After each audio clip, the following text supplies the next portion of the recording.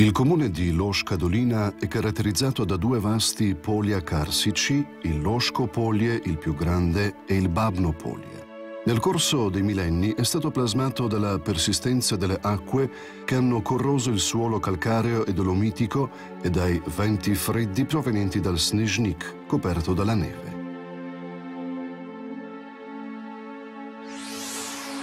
Accanto alla sorgente del Veliki Obrh si trova una segheria già dal 1888.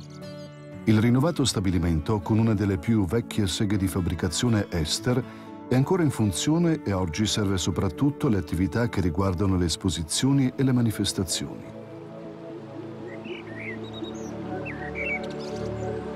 Il ruscello Obrh si inabissa nel sottosuolo nella grotta chiamata Golobina e si riempie di acqua soprattutto durante le precipitazioni abbondanti. Durante i periodi di secca, l'acqua è presente solo nelle sale di difficile accesso ed è visitabile solo con visite guidate. Il villaggio di Babno Polie è situato in posizione poco esposta al sole ed ha un clima molto rigido. Durante l'inverno fa molto freddo e perciò è chiamato la Siberia slovena. La temperatura più bassa registrata in Slovenia di meno 35 gradi è stata misurata nel 2005.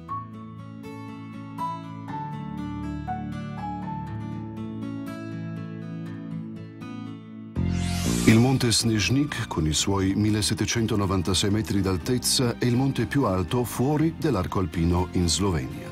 La sua vetta innevata brilla anche in piena primavera. Per la sua dominante presenza attira molti alpinisti ed altri amanti della natura. Oggi il Snežnik è soggetto ad un regime di protezione come riserva naturale grazie alla sua biodiversità ed il suo straordinario habitat naturale. Križna jama è una grotta di fama mondiale.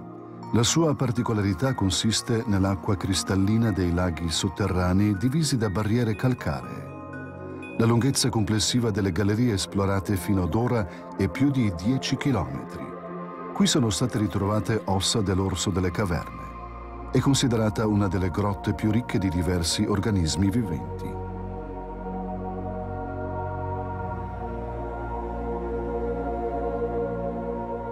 Con la copertura boschiva di oltre 4 quinti del territorio, Loș Dolina offre la dimora a molti animali: il lupo, la lince, l'orso bruno, il cervo ed altre specie selvatiche. La famiglia di cacciatori Loș Stari Trg e la trattoria Mlakar di Markovec offrono la possibilità di avvistare l'orso bruno, considerato una delle più grandi specie dei boschi europei. Tra i monumenti culturali e storici, il castello Snežnik emerge come l'unico museo della cultura abitativa del XIX secolo e come unico castello in Slovenia che vanta ancora al suo interno l'esposizione degli arredi originali. Dietro alla sua odierna immagine rinascimentale si nasconde una ricca storia che risale al Medioevo. È situato in un parco progettato secondo canoni specifici del luogo, composto da numerosi viali alberati, da sezioni disboscate, da un lago artificiale e da sentieri per il passeggio. In primavera, nell'idilliaco ambiente del castello di Snežnik, si svolge un vero e proprio torneo di cavalieri e trova spazio anche il mercato medievale. Nel castello si può ammirare l'impressionante collezione di caccia che contiene i trofei di caccia delle specie selvatiche autoctone del massiccio Snežnik-Javornik e del lago di Crkvica. Nel museo dedicato al ghiro sono in mostra in modo originale la vita, la caccia al ghiro e l'utilizzo di questi animali a fini economici ed alimentari dal passato ad oggi. C'è anche una manifestazione folcloristica e tradizionale chiamata la Notte dei Ghiri, Poucharska noc. Qui si possono anche apprezzare gli antichi costumi e comprare il grasso di ghiro, molto apprezzato nella medicina popolare. I boschi del Snežnik di difficile accesso negli anni 1942-1944 nascondevano gli ospedali partigiani. I partigiani con le aerei degli alleati trasportavano i feriti a Bari in Italia.